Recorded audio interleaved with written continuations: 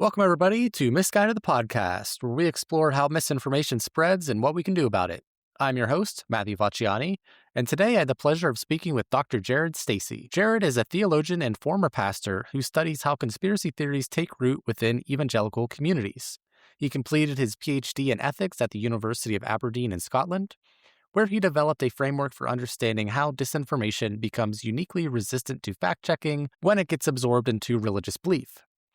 He is also the author of the new book, Reality in Ruins, published with a broader audience in mind, not just academics, but anyone who has experienced the pain and confusion of watching someone they love go down a conspiratorial rabbit hole. In this conversation, we get into his concept of holy paranoia, the idea that conspiracy theory isn't a bug in American evangelicalism, but a feature, and we talk about the sprawling media ecosystems that make these beliefs feel like a coherent, total reality. We also dig into what science communicators and public health professionals get wrong when they're trying to reach faith communities, and why Jared believes the most effective interventions will require theologians and scientists sitting at the same table. I learned a ton from this conversation and really enjoyed it as well. I hope you do too. Jared, thank you so much for joining me today on my podcast. I'm really excited to speak with you and ask you a few questions. I really enjoyed your book, and we'll dive into that soon. But before we kind of dive into what you're doing right now, I was wondering if you could share just your journey from studying religion at Liberty University to then pursuing this PhD in ethics and philosophy and disinformation. Can you just share with my audience what your journey has been professionally and what led you to ultimately write the book that you just wrote today? Yeah, I mean, thank you for having me on, Matthew. And it has been quite the journey. I mean, I was raised in fundamentalist Christianity, which is sort of the right of evangelicalism. And I encountered a lot of, just as a child, there was a lot of suspicion of science. So one of the stories I tell in my book, Reality in Ruins, is sitting and having a special guest speaker who came and purported to have found, he kind of framed himself as an archaeologist and as a kid who loved Indiana Jones growing up, like, oh, this is awesome. And someone who claimed to provide some sort of historical veracity to biblical claims about, like the Red Sea. Like, he claimed to show Pharaoh's chariots at the bottom of the Red Sea, like a wreck and coral growing on it and stuff. And these were doctored images that were shown. None of it was true. None of it was factual, but it gave credibility to me. And it was, again, someone who stood behind the pulpit saying these things. And so I drank all that in. I mean, it was, and so he turned out to be, actually, his credentials were anesthesiologist and in the healthcare industry, but it didn't matter that he didn't have a degree or was, widely discredited as an archaeologist from the guild. In fact, if, for your listeners who aren't familiar with this sort of tradition and this sort of religious expression, the fact that he didn't have credentials was itself a credential, right? Like, being ostracized from the scientific community actually gave it more credibility. And there was a theological reason, right, for that sort of suspicion. We can get into that later. But, as a kid, I just absorbed all that. I went to Bible college. I went to Liberty University, studied for pastoral ministry, and went into a very conservative denomination, Southern Baptist Convention, that was founded in 1840s to retain chattel slavery. So there's a lot of things to untangle, and I'm not saying I'm totally done with that. It's just an ongoing process, and it's something that, as I've looked at my work now into disinformation and how it takes hold, particularly in evangelical Christianity, which I would describe myself now as more post-evangelical. I'm still a practicing Christian. I'm still Protestant in that sense, but decidedly post-evangelical. And for your listeners, again, who this is all like insider talk for people who are outsiders, the reason I describe myself that way is for two reasons. Number one, I still am a practicing Christian theologian professionally, but secondly, it's because I can't destroy my past. It's still a part of who I am. And while the work that I do is sort of born of a personal journey as much as a professional journey. And so just to give your listeners this final setup is that, I was a pastor inside these spaces, but essentially came to an existential crisis of faith. And I did that and had that occur while I was doing PhD in academic theology and ethics. I don't recommend that, but that's just what happened. And I think the benefit of that was that it enabled me to sort of approach conspiracy theory and disinformation as a problem that had afflicted not just my communities that I was pastoring in, that I was teaching in, but also that raised me, right? So this was a personal problem. It was something I was familiar with, but it was also into a window into the community itself. And so that's sort of framing who I am and how I relate to this community now and the work I'm presently doing, which I would sort of describe as a window into this community, but also offering a way out and a way back into the common world to talk about these things. So yeah, that's a little bit about me. I did my PhD at the University of Aberdeen in Scotland, and so coming out of America for a terminal degree was huge and as term of an influence on me, broadening horizons in every way imaginable. And so, doing academic theology, getting to the academy, and writing this book, it's the convergence of a lot of different influences and a trajectory of development and growth as well. What made you decide that particular dissertation topic on disinformation? Like, how did you know you're going to go this path when you began that PhD, or was there something that kind of led you towards that That's a great question. The answer is no. I didn't take up the PhD specifically with this topic in mind, but I was leaving the United States about a week after January 6th. I had been a pastor in a community about 40 miles south of DC.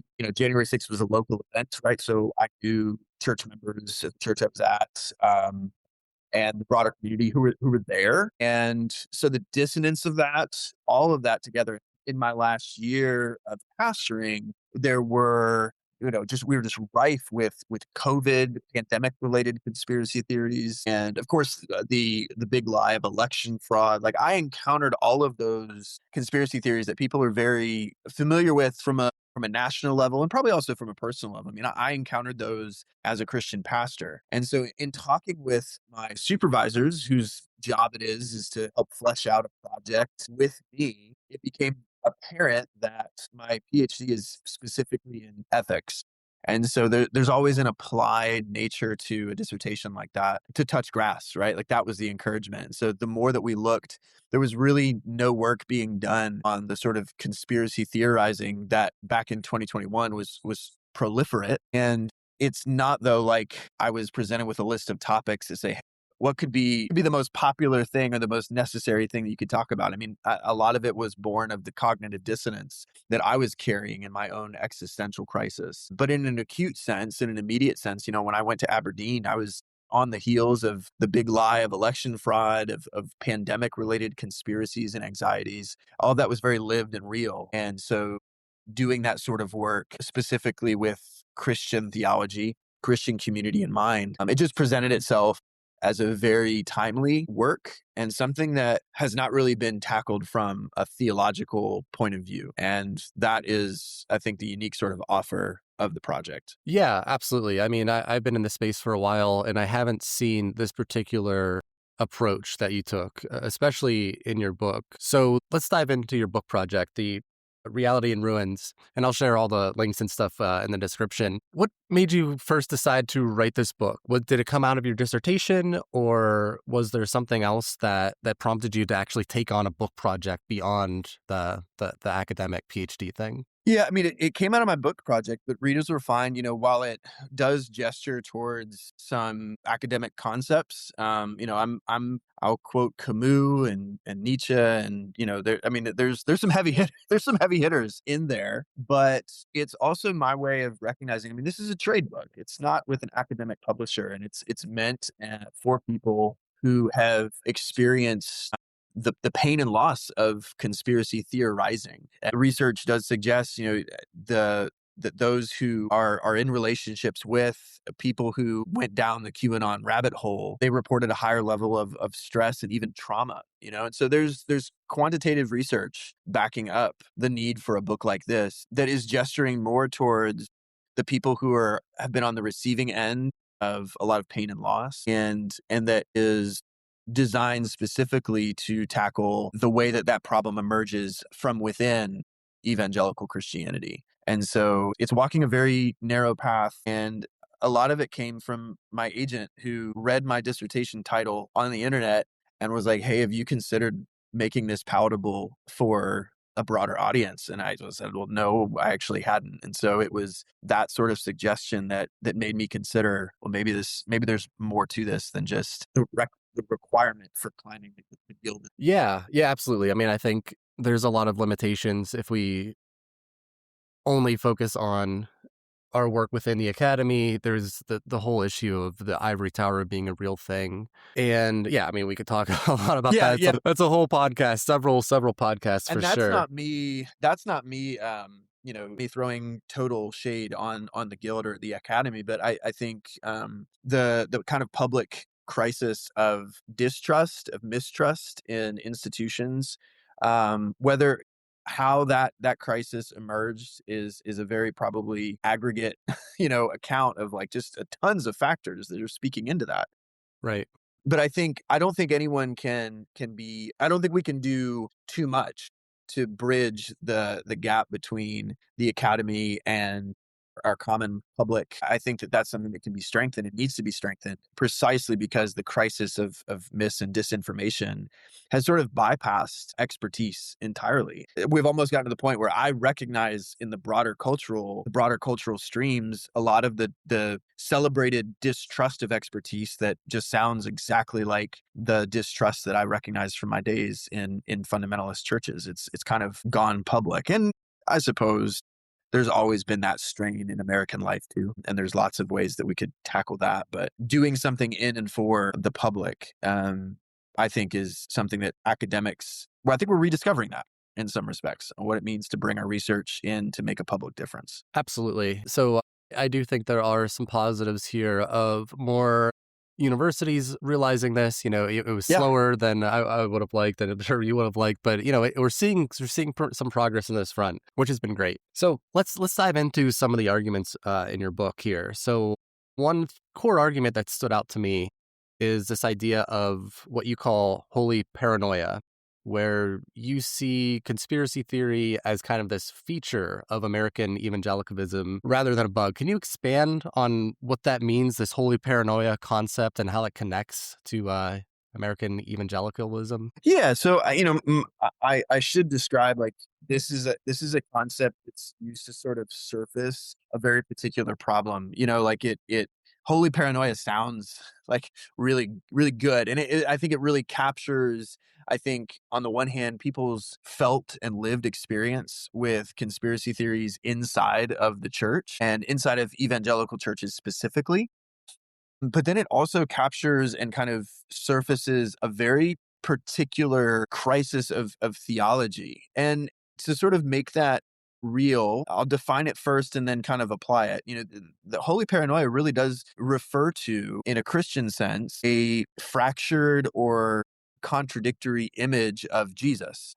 So from a Christian sense, if Jesus is on the receiving end of Christian worship, it's a portrait, if you will, of Jesus that is split, that is caught between American empire and a very particular story of America that has dimensions of white supremacy, and then the Christian story. And if we're going to use maybe a cooking analogy, it's my way of saying that once conspiracy theory is sort of baked into the Christian casserole, the biblical casserole, it's really hard to separate your ingredients. And so that's kind of what it's gesturing towards from a theological level. But knowing, you as a social scientist or information scientist, and anyone that's working from the quantitative scientific discipline, what it's doing is surfacing a very unique problem, and that I've observed, because I did this as a pastor, like, I relied on fact checking on the quality of information, to sort of dispel or combat what I saw as spurious or false claims as a pastor related to COVID, related to election fraud, all sorts of things. But what I quickly found was that there was almost like this force field, okay, that rendered fact checking activism sort of impervious and unhelpful. And the reason that is because the person who is espousing these conspiratorial beliefs had sort of absorbed them into a Christianized story. that there were points of commonality, points of correspondence, that there was things about these conspiracy theories that seemed to already fall into place with a more primal and fundamental way of looking at the world.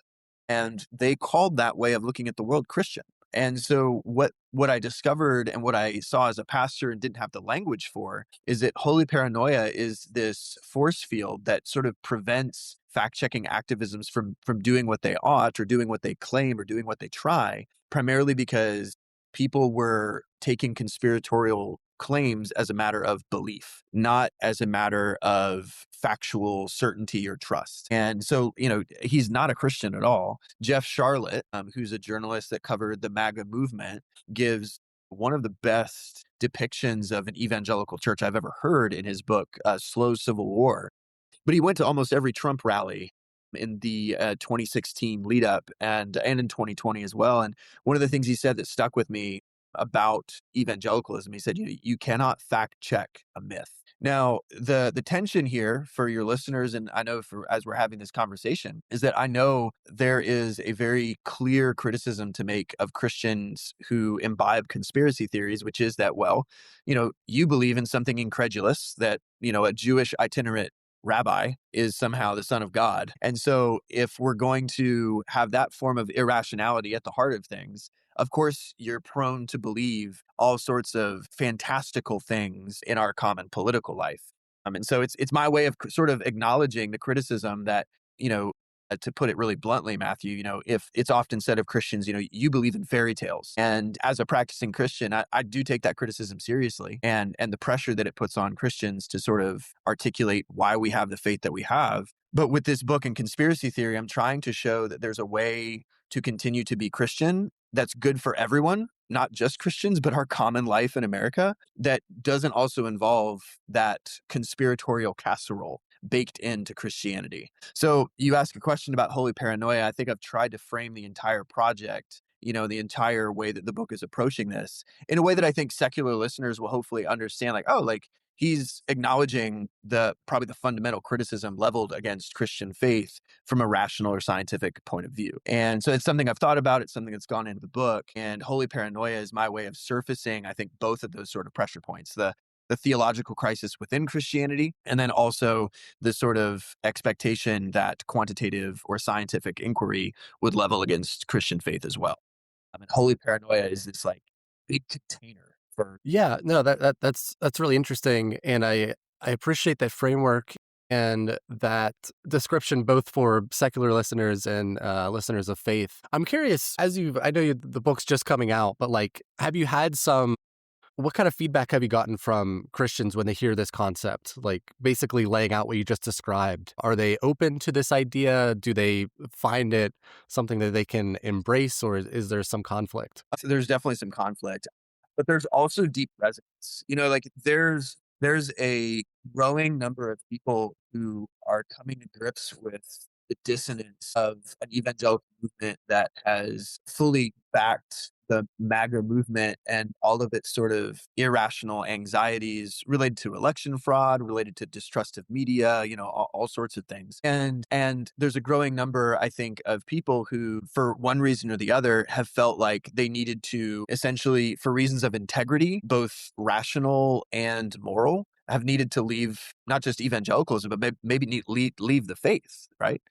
Maybe apostatize, right, in that sense. And I think that in some ways that apostasy is something that this book is actually trying to hasten and quicken. And people are going to make their decision, right? They're going to make their decision to say, well, I'm going to go on a different way of being Christian, or I'm going to leave evangelicalism and leave the faith altogether.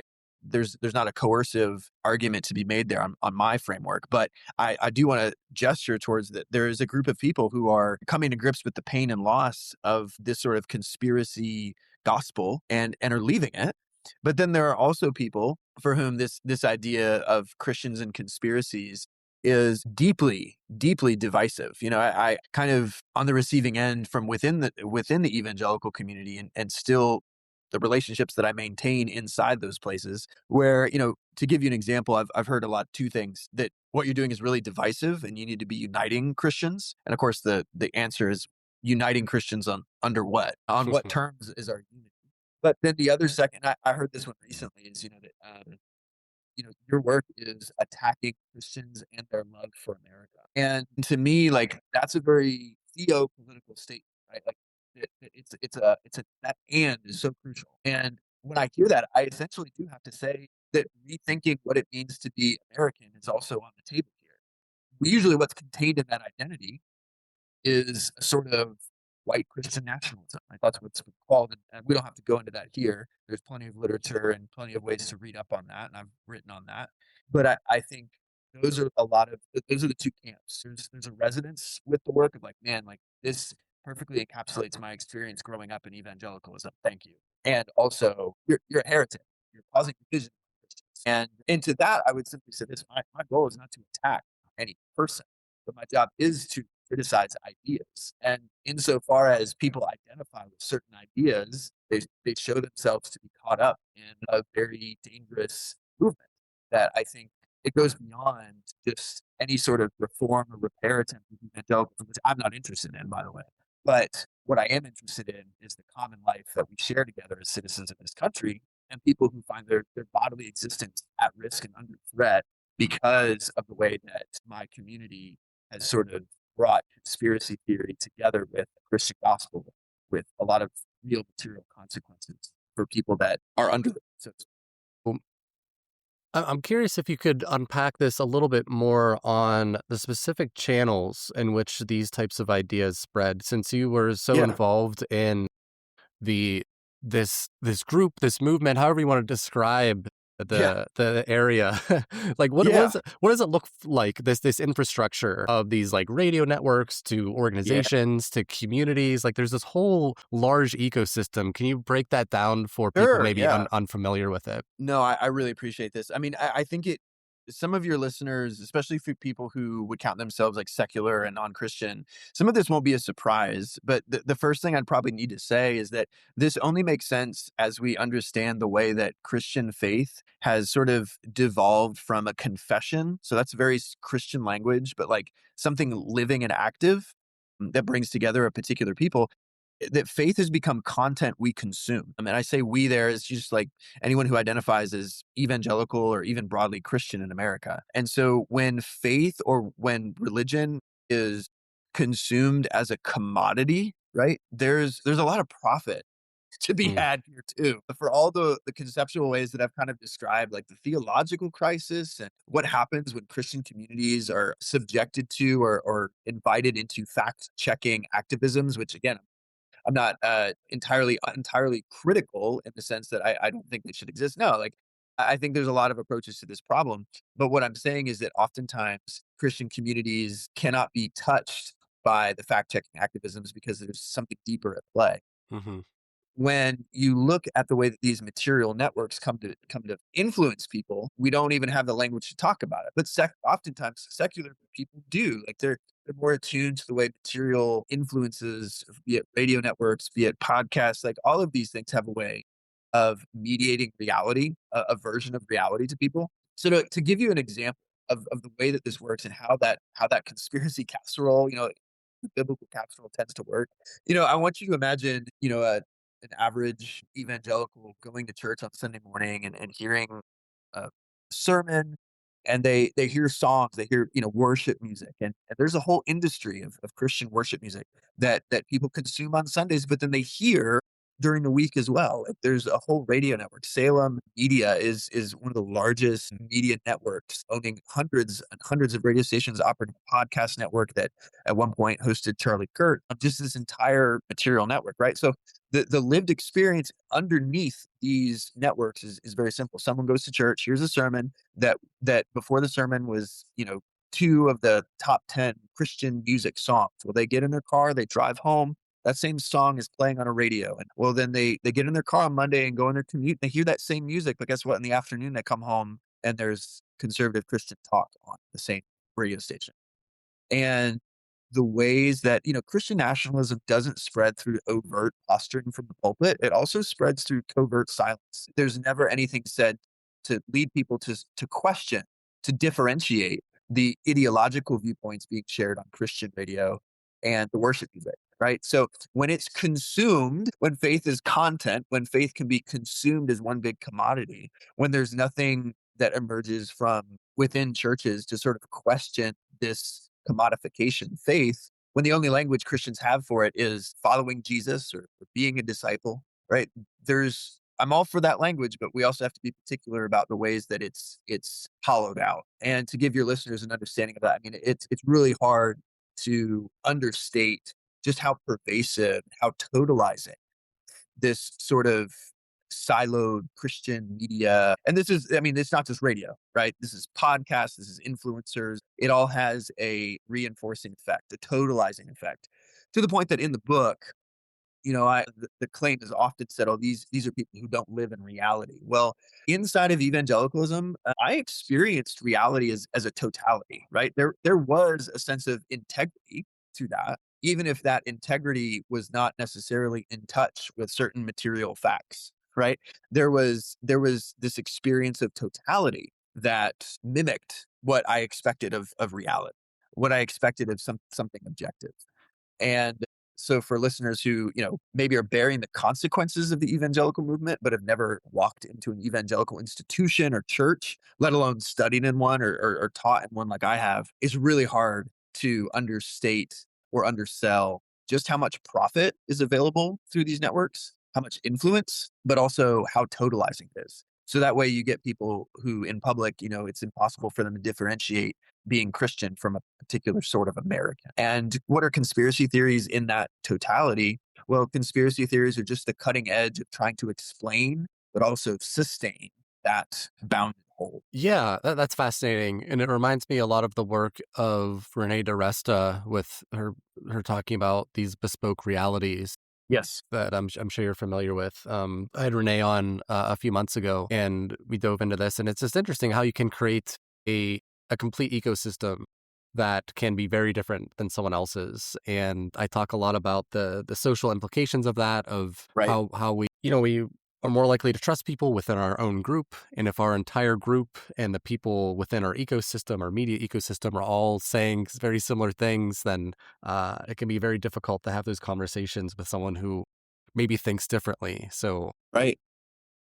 yeah, so I guess trying to move towards w- some way forward of reaching people within these more insulated communities, or even if they're not that insulated, if they're just from a different background and haven't heard. Do you have any recommendations for, let's say, science communicators or people in public health, if they're trying to reach these type of faith communities that are, maybe they see, like, a scientist pop up on their Instagram, and they also see a lot of this more insular Christian conservative ecosystem, and it's like the first time that for some reason their algorithm showed them some scientist. What could resonate, if anything? Is there any particular type of story that might work more effectively in just trying to open up them to a different perspective? Yeah, I mean, I think that, I mean, that is such a good question, and I think that there are so many dimensions where we can take that. I mean, my first thing that I would say, especially for people whose background is in public health, who have a stake in examining from a scientific standpoint the quality of information, um, I think is first to keep doing what you're doing. In that sense, like, keep up the scientific pursuit, to keep doing the quantitative and qualitative research of scientific inquiry, to keep evolving that consensus of scientific thought. I mean, was not raised to understand the origins of science as emerging from Christian thinking as well. That there's a massive support. I'm thinking of, and I'm probably butchering his name, but he was the Belgian Catholic priest Georges Lemaître, and he was a physicist. I mean, modern physics went right through someone who is 1 foot in the Vatican and 1 foot in the academy, and so I think the bridges in some respects have been built, but they've also collapsed. And there are many who are trying to occupy these no man's lands, and to restore those bridges of inquiry. So I think on the first, it would say to continue doing the scientific work and continue that sort of inquiry. But when it comes to, like, how do we speak into these communities, I think there's many things that can be done. And the first is to recognize the unique language, the unique story that each community tells. I've been very open, and people have asked, why are you picking on evangelicals? And whether or not that comes from a desire to sort of maintain or defend a label, I'm not really sure. But what I'll say is that, well, this is the community that I came from, right? Like there's a sense in which I can continue to say, like, these are my people. I know how my people think. I know what they're anxious about, what they think, how they talk. And I think the same can be said for religious communities the world over.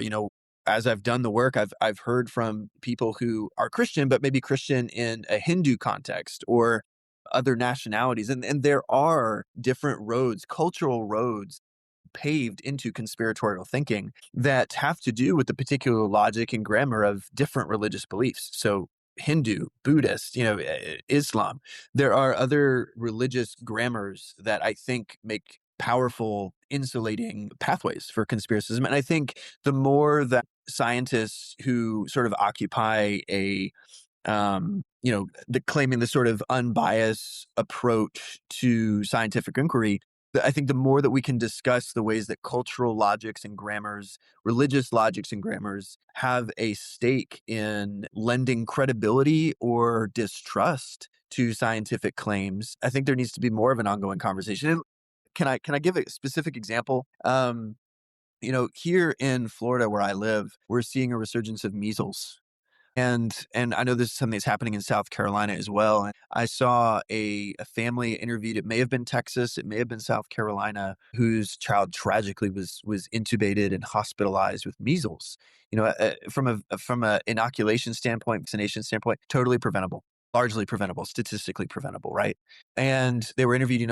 What are you thinking? Like, as a parent, how are you dealing with this? And the first thing out of their mouth was, well, we know that God has a plan. And that's where I think people whose livelihoods and whose passion is staked in public health and communication, how do you move that? And I think that this is where the working together of theologians, of imams, religious leaders have more of a stake in translating and also dealing with forms of distrust that emerge from a faith-based way of looking at the world. And as a Christian theologian, I would say, actually, there's a lot of like just historically viable evidence that goes back to show, Cotton Mather. I use him in the book as an example of a conspiracy theorist baked into theology. I mean, he wrote the Massachusetts Bay Colony account of the Salem witch trials, right? He was talking about demons and angels and all of this. But Cotton Mather was also deeply involved in inoculation against disease in New England before it was really trusted. And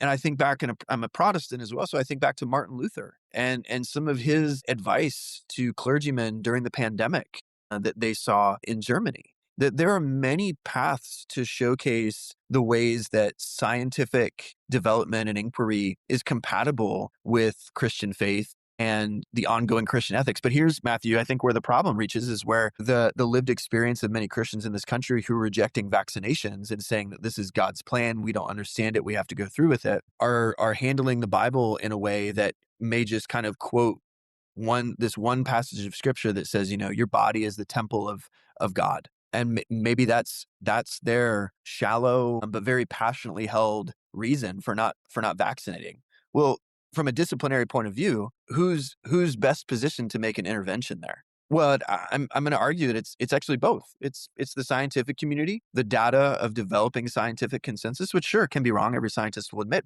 we better admit when we're wrong, but also the theologian, also the pastor who can listen to a Christian family, a Christian mother whose algorithm is telling her, like, hey, this is what the Bible says. Your body is the temple of God. Don't vaccinate your children. Who's positioned to make an intervention at that point? Well, it's the theologian and the scientist. And so I'm not questioning science as much as I'm advocating for a bunch of disciplines to sit at a common table and to collaborate, maybe in the ways that universities always have and used to. And so I think there's a huge opportunity here for the university to recapture what it originally was designed to do and the public service it was designed to offer to common life. I may have stepped on a soapbox here, Matthew. So I'm going to That's step down now. Hopefully I've given some concrete to that answer, while also maybe speaking to some of the suspicions and the concerns that people who devoted their life to scientific inquiry have had against theologians who kind of said, well, we're the reason the university was started, or things like that, wanting to take back some prime chair of knowledge. And to that, I would say, no, that's not what I'm trying to do. But trying to really capture the complexity of the human spirit when it comes to knowledge, when it comes to answering the question, how should we live? So I don't know if that's a soapbox, but that's certainly been the heart and some of the content that has gone into this. Yeah, no, definitely. I invited you on here to soapbox, so that's great. And yeah, I absolutely agree. There needs to be more discussion. And I know that we talked before we started recording about the Yale event that you were invited to. So my listeners know that Jared unfortunately couldn't make it, Yeah, next one. but Jared was on the list for sure, and that's what we were trying to do there is to try to have these types of discussions, at a university setting, and Right. really just set the stage for so much of this is as simple as just getting outside of these bubbles we're in, and it seems so simple. I mean, it's like so many other things where like the answer is in front of us. It's like, all right, if you eat vegetables and exercise, it's good for you. But it's still hard for all of us to do. And I think it's similar for this, that we have these patterns of inertia, that it's easier to just kind of stay in our bubbles and all these incentives that come with that. Yeah, and that's precisely. I mean, I think Christian theology comes with a unique set of questions that doesn't necessarily need to be framed in competition with the sciences. Hmm. And we could broaden that out to the humanities, right? Just the humanities have a different set of questions than anything else, than engineering or any of these disciplines. And I think the more that we put the conversations that our disciplines generate into conversation with each other, with real common public issues in view, I don't think there can be any harm that comes from that. I mean, there obviously can be. Don't get. But I think we stand to gain a lot is probably the better way of saying that. We stand to gain a lot by doing this, um, and recognizing that the interventions that we perform may be many, but the we increasingly need um, more seats at the table than less. Yeah, absolutely. And I think that's why it was so great to talk with you today, and hopefully we each reach different people. Even though we're approaching disinformation and misinformation, it's interesting that even within that field, there's a wide range of people coming at it from different perspectives that I think would benefit from talking more and forming relationships. Yeah, absolutely. And I think that's, in the book, that's really what I've tried to gesture towards is that there are, in the ways that conspiracy theories present themselves as stories, there are points of correspondence or familiarity with the story that evangelicals have come to tell about the world. And so I've said it before, if the job of fact checking is sort of to test the credibility of information from a scientific point of view, the intervention that I'm trying to perform that I think has public benefit beyond Christian practice and Christian community is simply to put a point of mediation between these conspiracy theories and Christian faith. That the point is not that conspiracy theories can be entirely disproven because they can't. They're fluid epistemology. They're relentless in that way of just refusing to submit to fact checking activisms. Christians imbibe them because not because they're proven, but because they're plausible, because they have a ring of truth to them. And why? Well, it has to do with the particular shape of the Christian story in the hands of evangelicals. And I kind of unpack in the book, how fixing this problem from a decidedly faith based point of view actually has a public benefit beyond just the Christian community. And so, people pick up the book, and my hope is not that everyone becomes Christian as a result of reading it, but that they really do see an insider, someone familiar with this group and its political consequences for all of us, who really is trying to wrestle with this on the very terms that caused it, while at the same time sort of trying to articulate there's a benefit for all of us, for citizens and non-citizens, for Christians and non-Christians. We all have a stake in this common world, and how we live together. That's what the book is about. And so I really appreciate you having me on and giving me the soapbox to kind of say some of these things. But for your listeners who count themselves as not Christian and secular, I would love to hear from you. Pick up the book, read it. You can contact me through my website, jaredstacy.com. And I'm very interested in sustaining and having these sorts of cross-disciplinary conversations and conversations as citizens. We're in a very perilous moment.